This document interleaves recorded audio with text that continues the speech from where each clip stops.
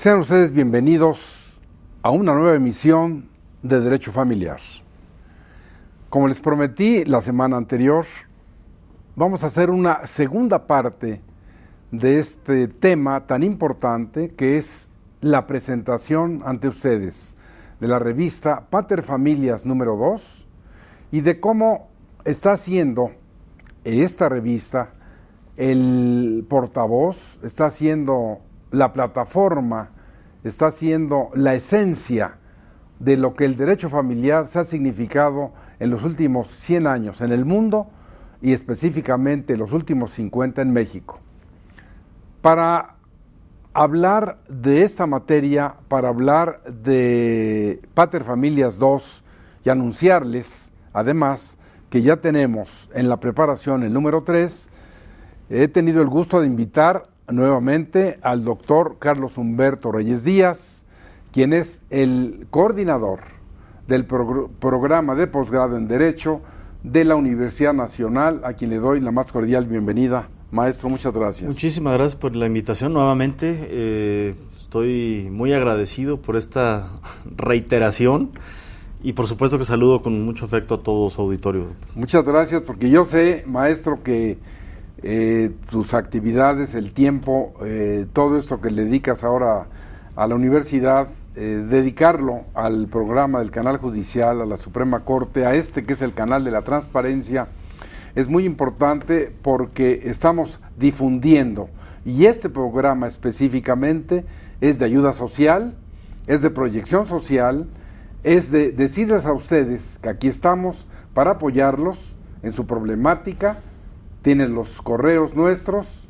Les recuerdo, como siempre, que este programa lo pueden ver en Cablevisión 112, en Sky 639, en Dish 731 y en las repetidoras locales de televisión los lunes de 9 a 10 de la mañana, el sábado de esa misma semana, es mismo lunes en la noche de las 8 a las 9, antes del programa ADN, y el sábado de esa misma semana, de 7 a 8 de la mañana, por tercera vez, se proyecta el programa Derecho Familiar.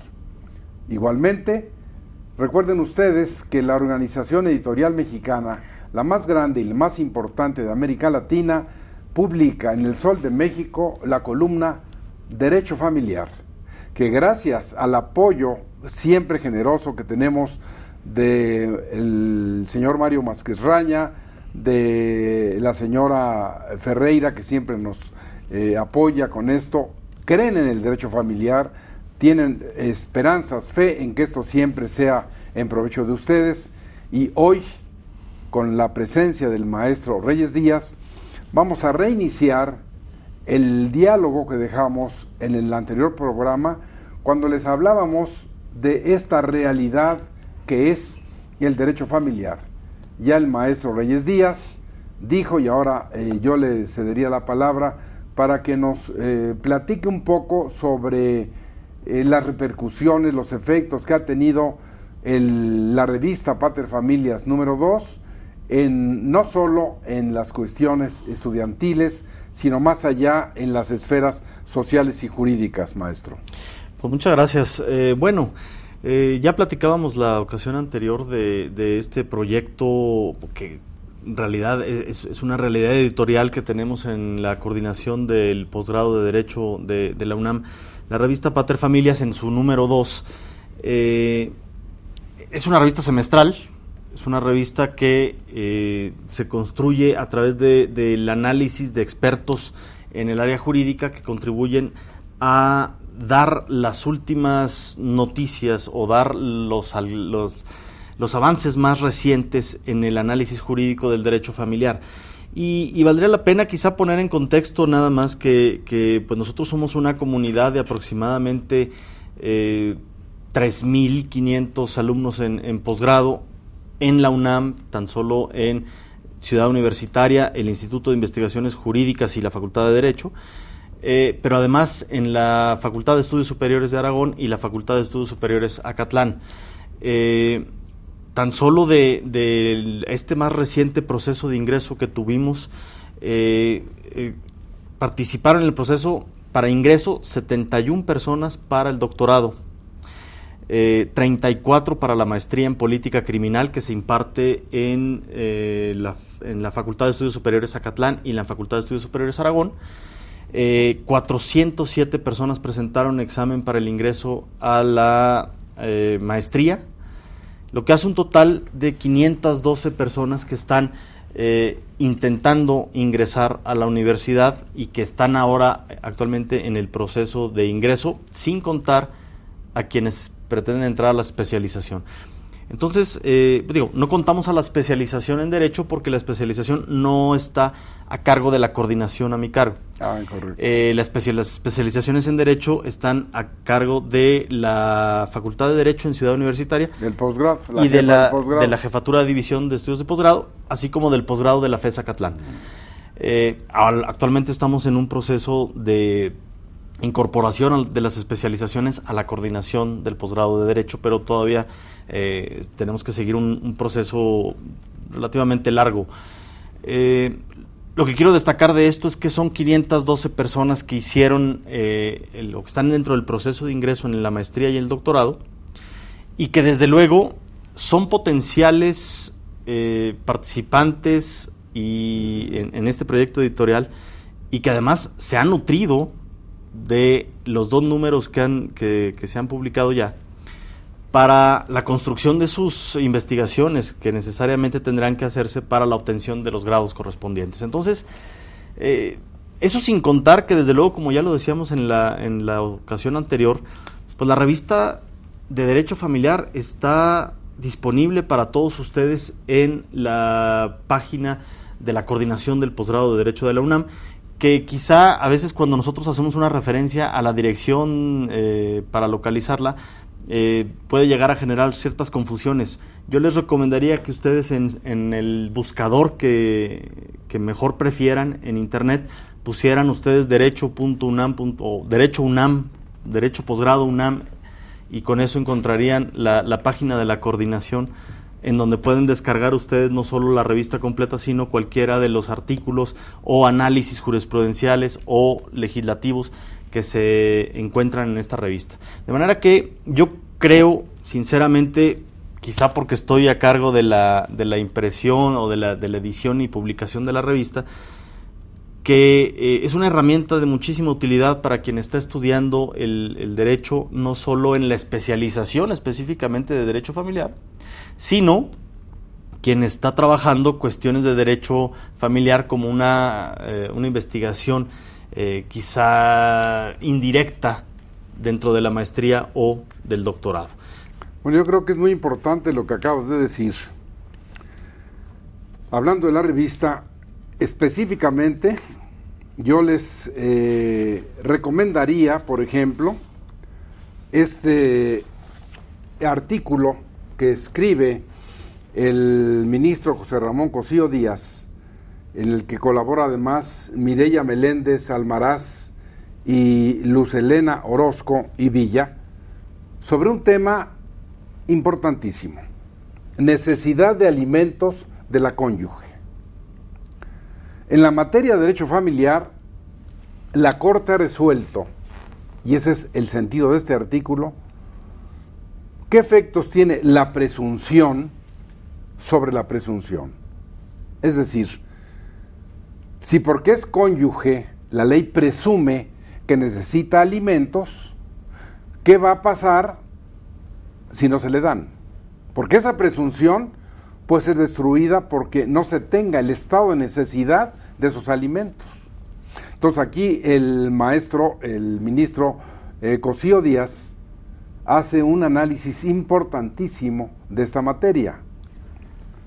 Pero también, especialmente les recomendaría el otro artículo de la señora ministra Olga Sánchez Cordero de García Villegas, donde ella nos habla de los criterios jurisprudenciales novedosos, trayendo a colación lo que decía el maestro Reyes Díaz de la actualización de esta revista, criterios jurisprudenciales novedosos en juicios en los que están involucrados menores. Decir menores en este país, que tiene 39 millones de niños, niñas y adolescentes menores, es una problemática gravísima. Y que la Corte esté permanentemente preocupada, señera, por emitir resoluciones en favor y en protección de los que menos tienen, siempre dándole prioridad al interés superior de los menores, es importantísimo. Pero cambiando de país y de lugar, este otro artículo puede resultar interesantísimo para ustedes, cuando menos para quien les habla ha sido así, y seguramente que al tocar este tema, maestro, el de la capacidad y la incapacidad, porque nosotros tenemos como norma que el que no tenga 18 años es incapaz. Y dice la ley, el artículo 450, fracciones 1 y 2 del Código Civil del Distrito Federal, tiene incapacidad natural y legal, uno, los menores de edad. La Constitución dice, a los 18 se adquiere la mayoría de edad y la plena capacidad. Pero hay supuestos, como el del menor de 18 y mayor de 16, que puede ir ante un notario público y otorgar un testamento público abierto, perfecto. Pero ese es un incapaz. ¿Y qué ocurre con el incapaz que se casa a los 16, se termina la patria potestad y sigue siendo incapaz? Ya es papá, pero es incapaz. En este contexto, el artículo escrito por la decana de la Universidad de La Habana, la doctora Olga Mesa Castillo, es muy importante porque es capacidad progresiva, no habla de incapacidad, capacidad progresiva de las niñas, niños y adolescentes. Un reto para el derecho. Porque aquí ellos dicen, y tienen razón, es un tema, yo no había reflexionado en él y ahora me declaro partidario él mismo, que no podemos hablar de esta incapacidad total, porque no son idiotas, tienen capacidades limitadas, como las que acabo de señalar. El gobierno mexicano recientemente dijo, voy a incrementar la edad para contratar personas de 14 a 15 años, porque antes decían ese no es trabajo. Pero estos 3 artículos que les he mencionado serían más que suficientes para despertar el interés de ustedes, para que se metan a la página que dice el maestro, derecho.posgrado.unam.mx, para que tengan acceso a la revista completa y puedan estos 3 artículos o los otros de los que voy a hablar en la segunda parte. Vamos a una pausa y regresamos para que el maestro Reyes Díaz siga ahondando en esta temática tan importante, porque uno de los resultados que quisiéramos motivarlos a ustedes que nos ven, que nos oyen, es que no se queden con la licenciatura, vengan al posgrado, intenten entrar con nosotros a los estudios superiores, porque ahí está el éxito, ahí está lo que la universidad espera de sus profesionistas de licenciatura, que aspiren a una especialidad, a una maestría o a un posgrado para bien de México y en este caso de la familia, porque estamos hablando del derecho familiar. Voy a un corte y regresamos con ustedes en un momento.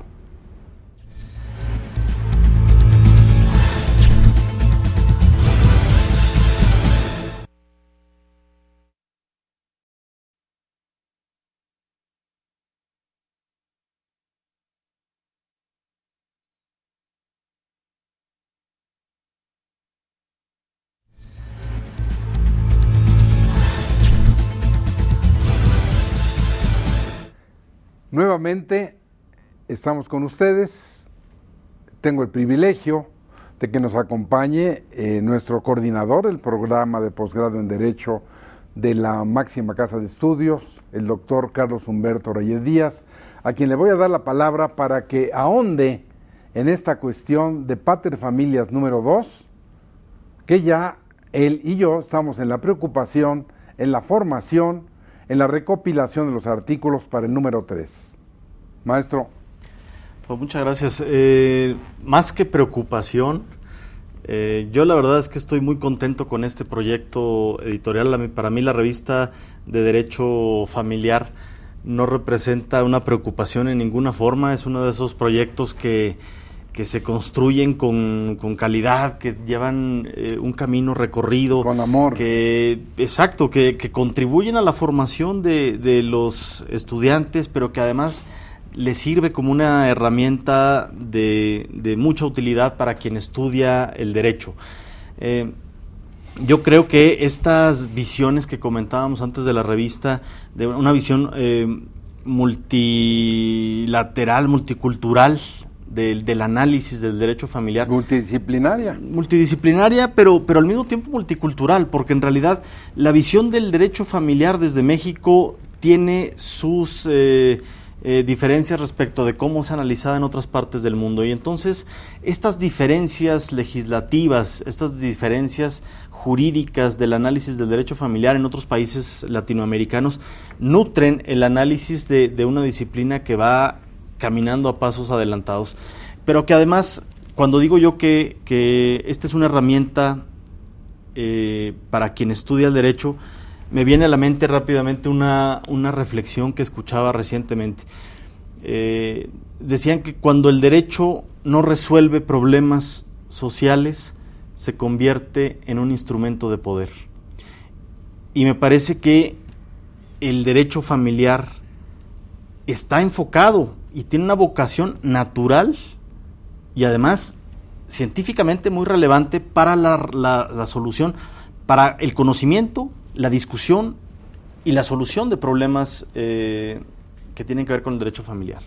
Y entonces esto le da a la población en general una herramienta de conocimiento de sus derechos y al mismo tiempo contribuye al análisis jurídico para la solución de problemas que son de cotidiano, no solo en México, sino en otras partes del mundo. Entonces, estos ingredientes que conforman un proyecto editorial de esta naturaleza hacen que la revista de Derecho Familiar sea uno de nuestros proyectos importantes en el posgrado de la UNAM, posgrado de Derecho, y que por supuesto a mí me da una tremenda satisfacción participar en la construcción del mismo. Aunque la construcción, tengo que decirlo, la construcción de este proyecto no la hago desde lo sustantivo. Me nutro yo también con el conocimiento que se aporta aquí en este proyecto. Muchísimas felicidades, desde luego, para todos los que participan, pero sobre todo para quienes construyen realmente el proyecto, que es usted, doctor, y muchos otros grandes juristas que tenemos participando aquí.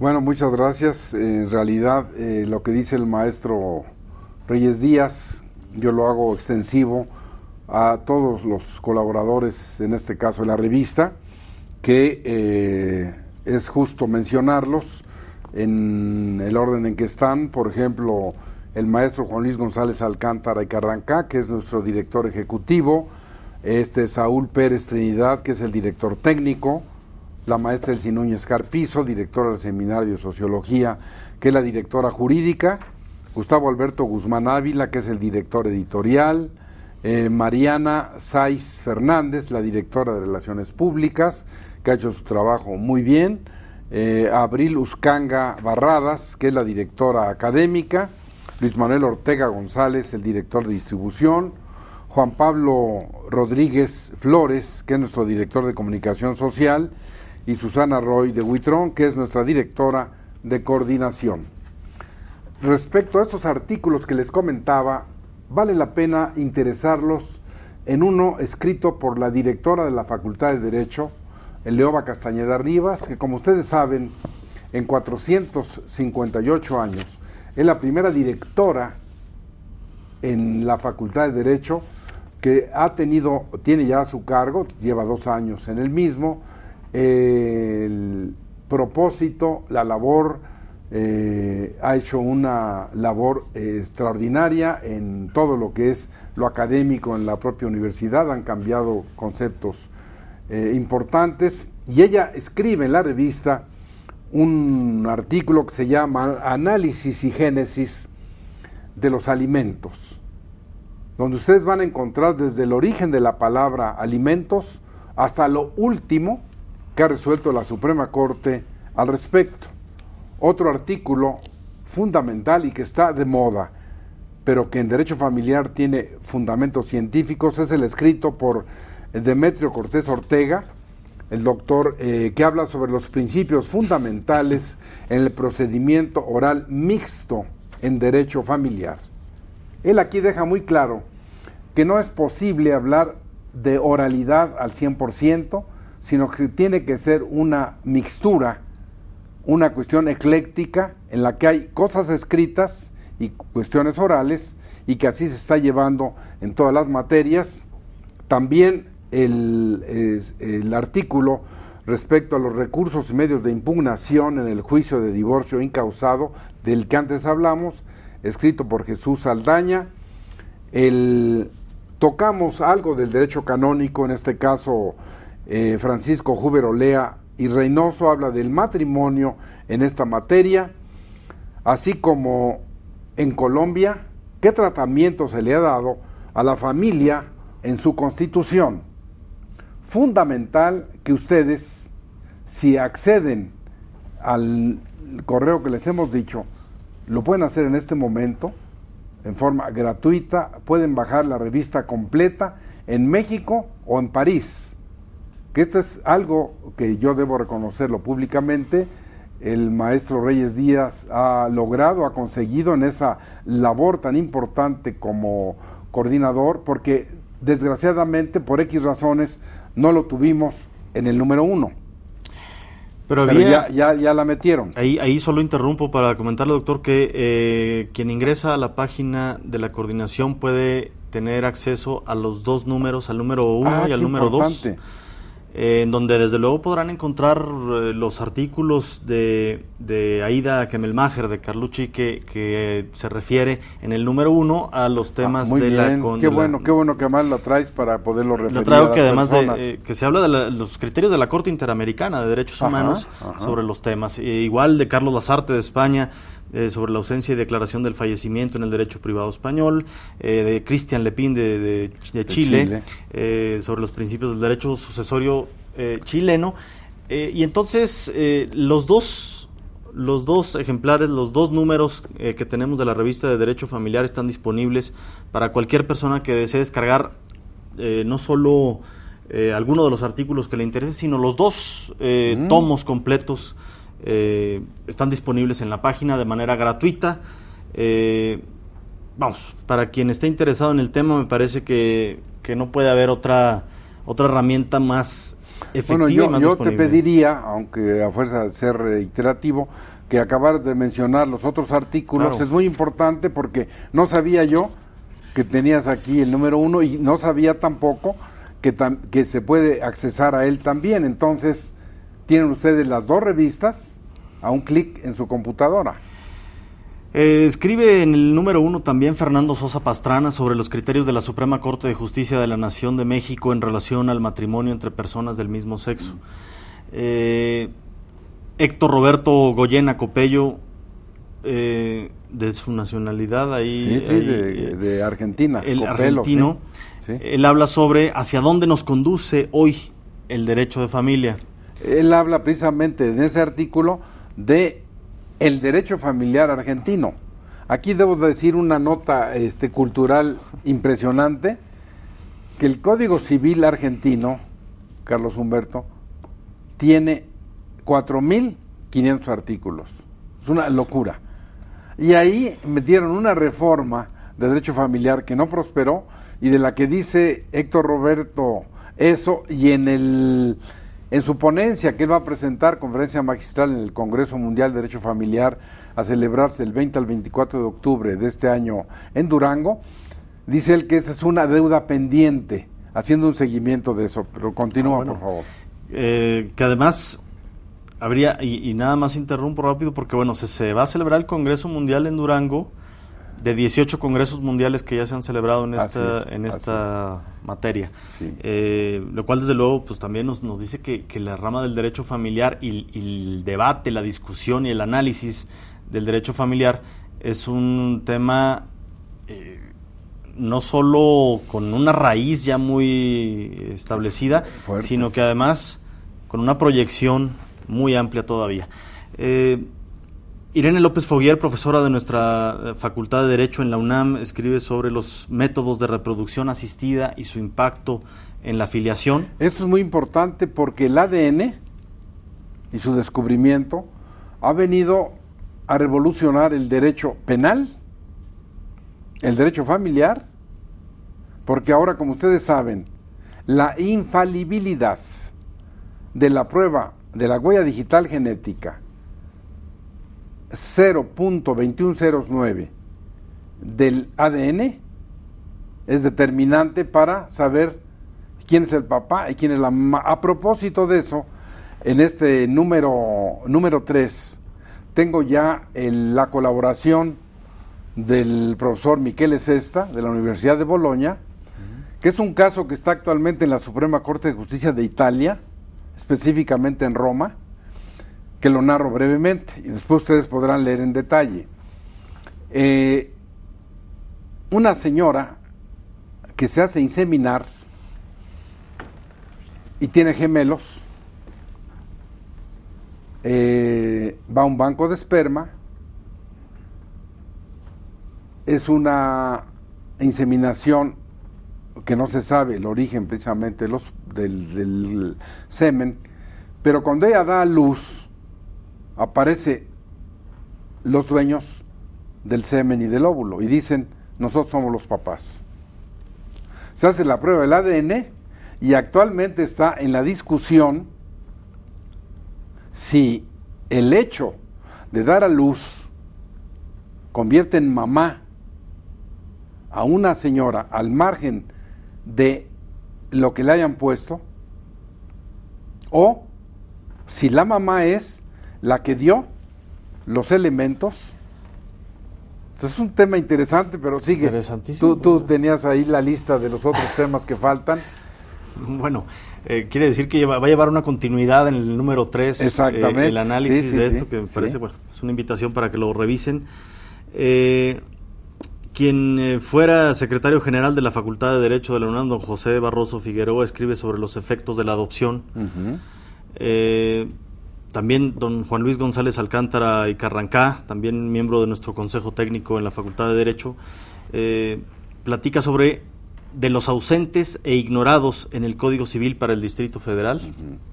Fíjate que aquí, nada más como una curiosidad de la importancia que tiene, recientemente en Coahuila acaban de dar una ley local donde dicen que los desaparecidos en la mina de Conchos, deben pagárseles los salarios desde que desaparecieron. Pero jurídicamente la ley da una respuesta, porque la ley dice que cuando una persona haya desaparecido en un evento que no deje dudas de que murió, como fue la explosión en la mina, se les da por muertos. Entonces, jurídicamente, la ley va a ser cuestionada. Pero no te interrumpo. No, te bueno, faltan otros con esas interrupciones preferimos la interrupción. Bueno, por supuesto, don Julián Huitrón Fuentevilla habla sobre la naturaleza jurídica del derecho familiar, el número 1. Doña María Beatriz Goyena Jiménez platica sobre género, política e historia a propósito de las leyes argentinas. La directora de la Facultad de Derecho de la UNAM platica sobre los desafíos de la reproducción asistida en el ámbito jurídico, como ya se comentó aquí. Olga Mesa Castillo platica sobre las obligaciones derivadas del matrimonio en Cuba. Y esos son los artículos doctrinarios, además de, por supuesto, una sentencia de divorcio en el área de jurisprudencia, el Código Familiar para el Estado de Hidalgo en el área de legislación, y una propuesta en la parte cuarta de la revista sobre bases para un anteproyecto de Código Familiar Federal de nuestro conductor del programa. Lo presenté precisamente ese proyecto cuando fui senador de la República, en el año 2012, ya en las postrimerías de la 61 legislatura, porque es indiscutible que no podemos seguir rigiendo el derecho familiar en este país con 24 códigos civiles, 8 códigos familiares y un Código Civil Federal, que los 33, escúchenme bien, voy a escoger el divorcio. Los 33 regulan de manera diferente el divorcio. El Código Civil Federal tiene 50 causales para divorciarse. El del DF no tiene causales. Los otros tienen 30, 40, 50.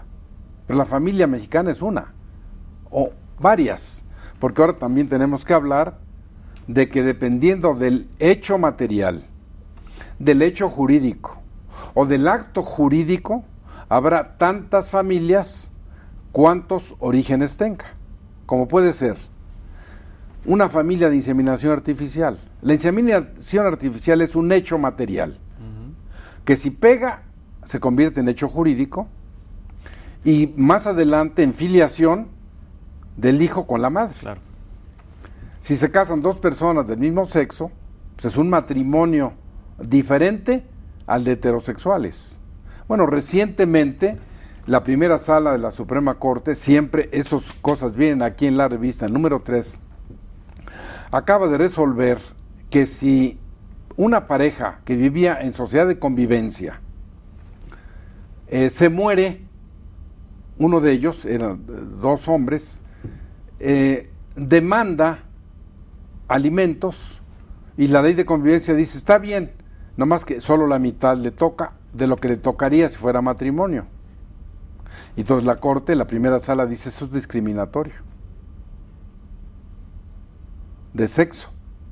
Y entonces obliga en su resolución a que le den 100% de alimentos. Pero eso no se conoce, no es del dominio público. Por eso nuestra revista es el mejor vocero, el mejor heraldo para que la gente se entere. Además que constituye una herramienta importante para la armonización del derecho, que ahí es donde resulta inconcebible que en el propio territorio nacional tengamos ese tipo de incongruencias, disparidades, tanta diversidad normativa ante un hecho jurídico que nos involucra a una sociedad aparentemente homogénea en muchos sentidos. Sí, por supuesto, yo sí destaco que tanto en ese tema como en muchos otros, como el tema del aborto, forman parte de algunos de los análisis en donde la diferencia jurídica nos ha llevado a una regulación muy distinta. Mientras se promueve aquí el aborto en la Ciudad de México para propiciarlo en un ambiente mucho más seguro, médicamente seguro, resulta que quien lo practica en Morelos puede ir a la cárcel por realizarlo. Y entonces esa diferencia hace que ni siquiera los derechos más elementales de las personas puedan tener una armonización legislativa.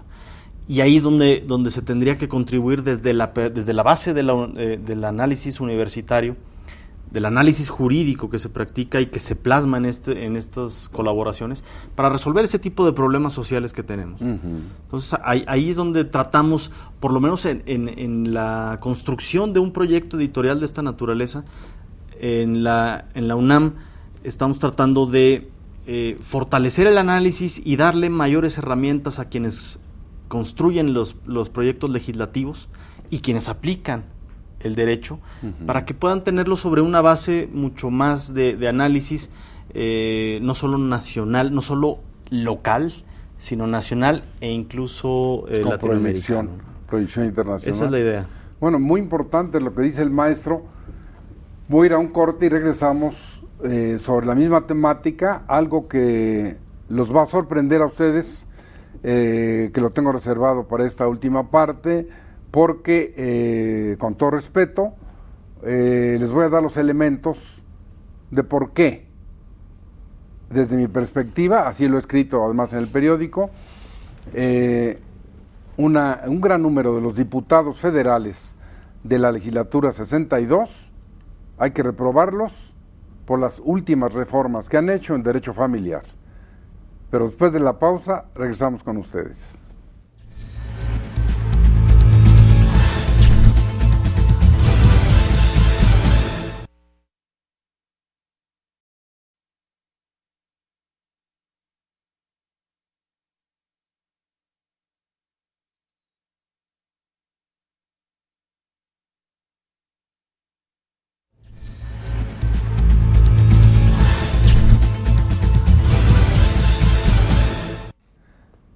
Bueno, si usted acaba de sintonizar el canal judicial, estamos hablando con el doctor Carlos Humberto Reyes Díaz, coordinador del programa de posgrado en Derecho de la máxima casa de estudios de este país, sobre la presentación de nuestra revista Pater Familias 2. Hemos hablado de algunas cuestiones de su contenido. Afortunadamente él traía el número 1, y para ustedes es una gran noticia, que pueden a través del correo derecho.posgrado.unam.mx accesar y tener las 2 revistas de los artículos que hemos hablado hasta ahora al momento que quieran. Decía yo antes del corte, maestro, que por traer a colación como consecuencia de los diferentes comentarios el error reiterado que se está cometiendo en la Cámara de Diputados Federal, porque con la mejor intención le están haciendo reformas a las normas de derecho familiar que contiene el Código Civil Federal, recientemente una sobre guarda y custodia, sobre igualdad de género, se aprueban por la mayoría y no les han dicho algún abogado especialista en derecho familiar, de los muchos asesores jurídicos que hay ahí, que esta materia es local, no es federal. No existe todavía, a pesar de los intentos que he realizado en lo personal cuando fui senador de proponer un proyecto de Código Familiar Federal, no es todavía una realidad. Este país en la materia familiar es solo local. Aunque haya un Código Civil Federal que diga que van a meter a la cárcel al que no pague la pensión alimenticia, es inaplicable. En ninguna parte usted no puede ir a Durango y decir, con base en el Código Civil Federal, en la materia familiar lo vamos a meter a la cárcel porque usted no pagó la pensión alimenticia. Le van a decir, usted es incompetente, no se puede aplicar. La materia familiar es, por eso dije antes, 24 códigos civiles que regulan el derecho familiar. El del Estado de México es diferente al del DF. Por ejemplo, pensión alimenticia en el Distrito Federal no se termina a los 18 años. Los alimentos en el Distrito Federal y en general, porque así lo ha resuelto la Corte, tienen como fundamento lo que tiene el que debe otorgarlos y la necesidad del que debe recibirlos. Si a los 18 años fuera el límite, ¿qué pasaría cuando una persona de la tercera edad le demande alimentos a su hijo? Claro. Le diría, pues ya tienes más de 18. Pero el Estado de México, ese dice específicamente, la obligación de dar alimentos a los hombres termina a los 25 años de los hombres. Y a las mujeres no hay límite en la edad. Y nomás pasamos al Estado de México y allá así es. Y de manera distinta es en Baja California, en Chihuahua, en Sonora, en Sinaloa, en Yucatán, porque la materia es local. No hay jueces familiares federales. Hay jueces civiles federales. Hay tribunales colegiados de circuitos civiles, federales por supuesto, pero no que se manejen el derecho familiar federal, porque no existe. Entonces, es un error de los diputados, sea cual fuera el partido, que propongan reformas en derecho familiar de las normas que están dentro del Código Civil Federal. Eso es importante. No sé qué opinas. Bueno, pues un desconocimiento en la elaboración de los ordenamientos jurídicos, y ahí es donde está precisamente la falta de... Yo veo todavía un problema mucho más severo, porque cuando se cometen ese tipo de errores, quiere decir que en principio las instituciones educativas, en las instituciones universitarias están separadas de la labor legislativa. Que si hubiera mucho más comunicación entre quien elabora la norma y quienes la estudiamos por vocación, se correrían menos riesgos en la elaboración de estos ordenamientos. Bueno, desde luego, en algunos casos como este, no sé hasta dónde pueda llevar la repercusión, hasta dónde se puedan, un error de esa naturaleza, perjudicar el entramado social. Imagínate todos los recursos, todo lo que se gasta, y no tiene aplicación, no sirve.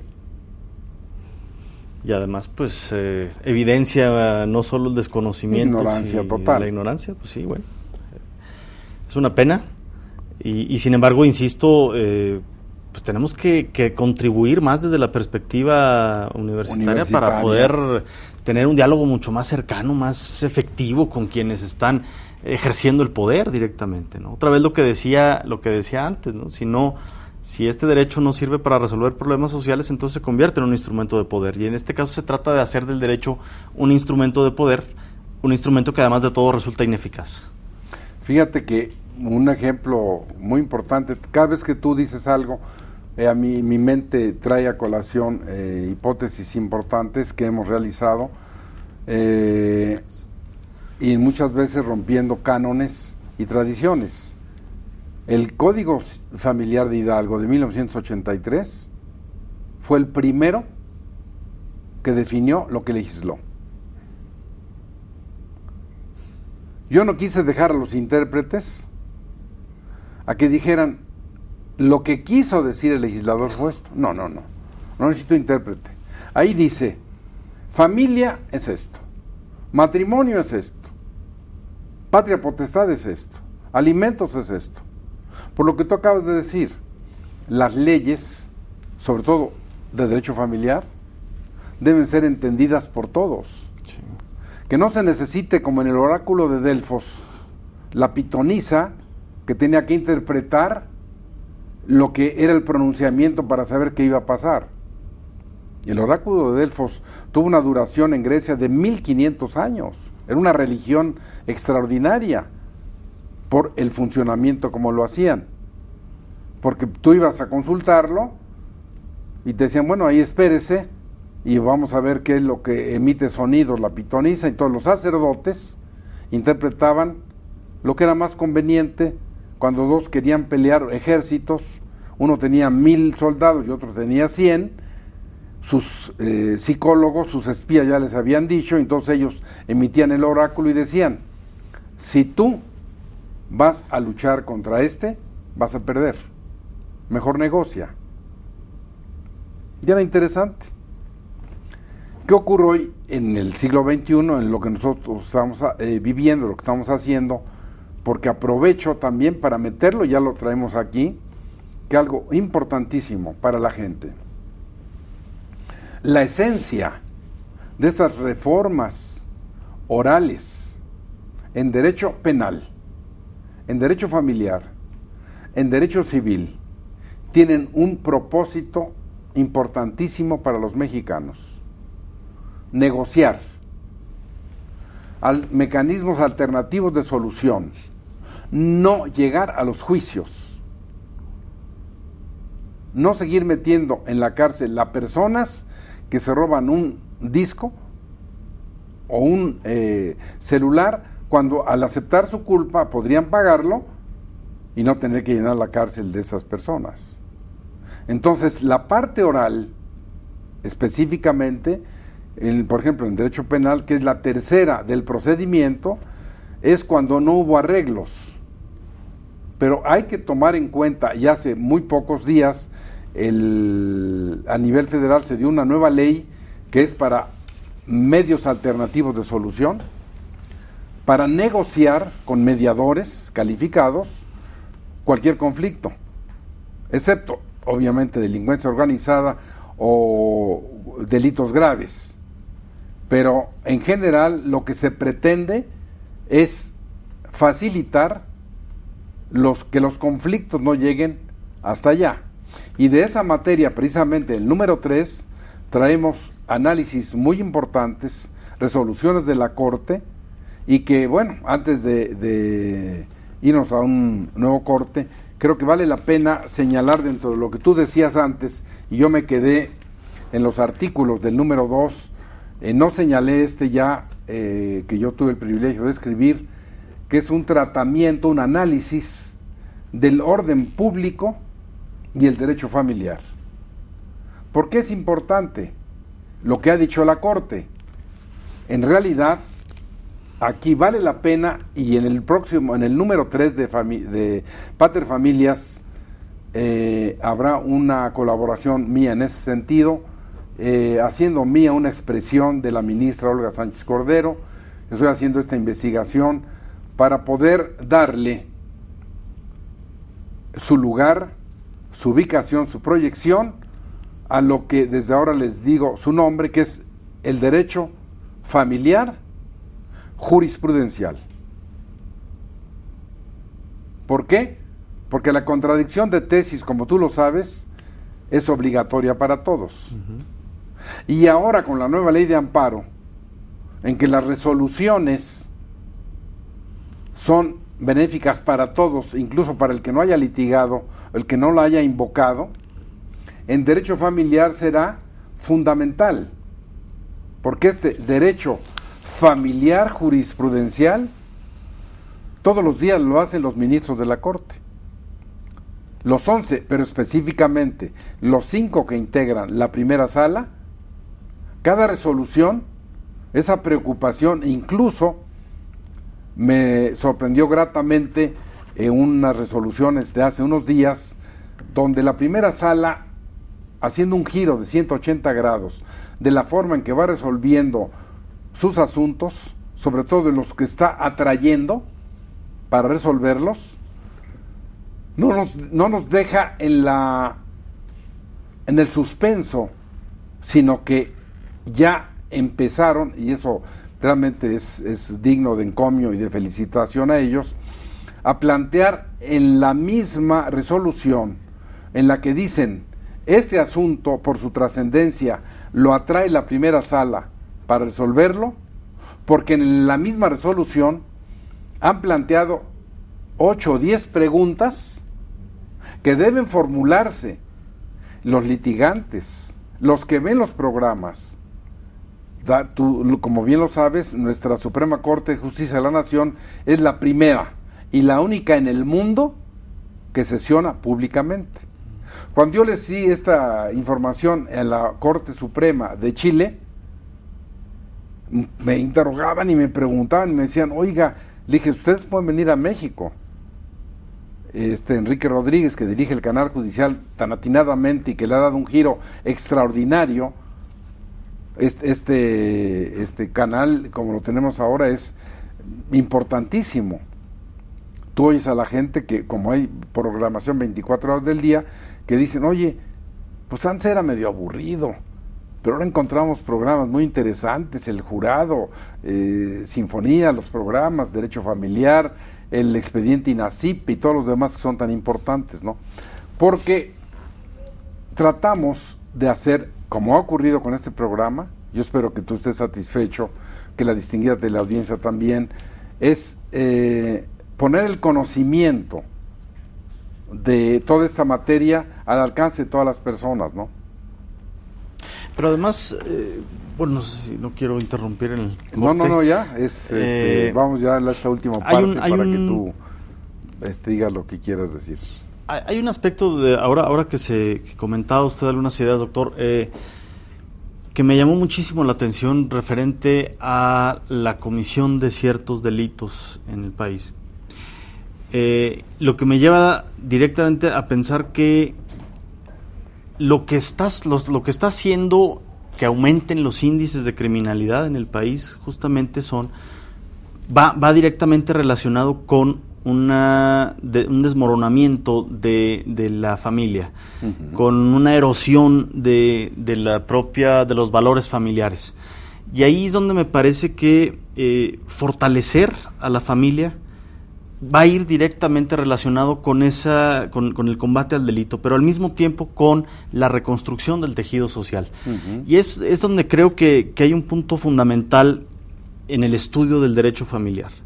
En la medida que se estudia el derecho familiar y en la medida que nuestras leyes van más enfocadas al fortalecimiento de los derechos familiares, va a ir también de la mano con una reconstrucción de ese tejido social que desde luego va a contribuir en gran medida con el fortalecimiento del Estado de Derecho.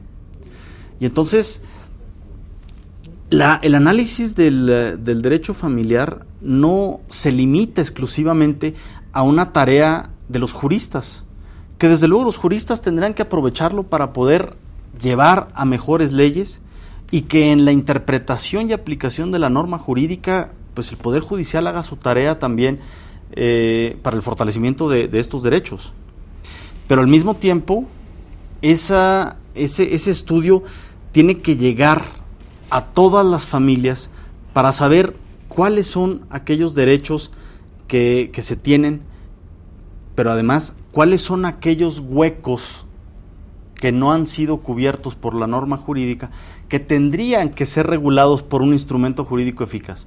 Y ahí es donde está, me parece, el punto medular del análisis de estos temas.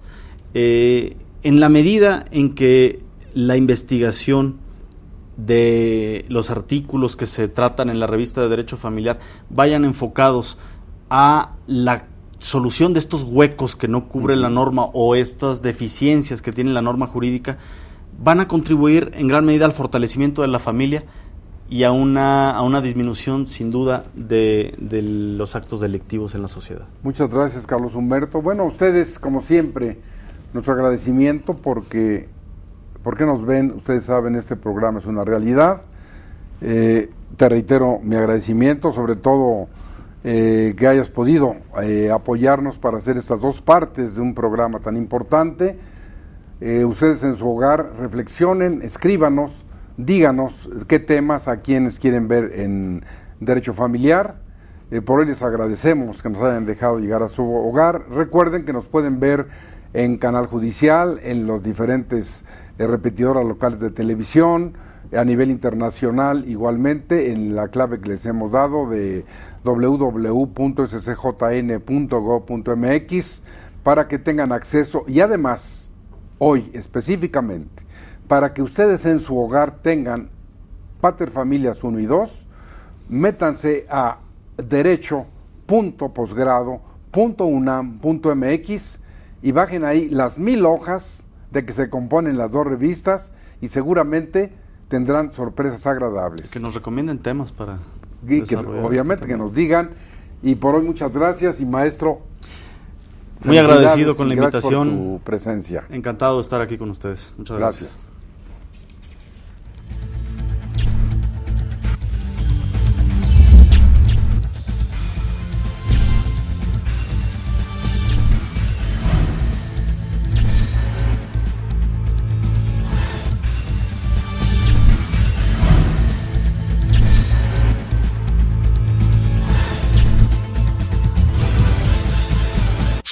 Sí.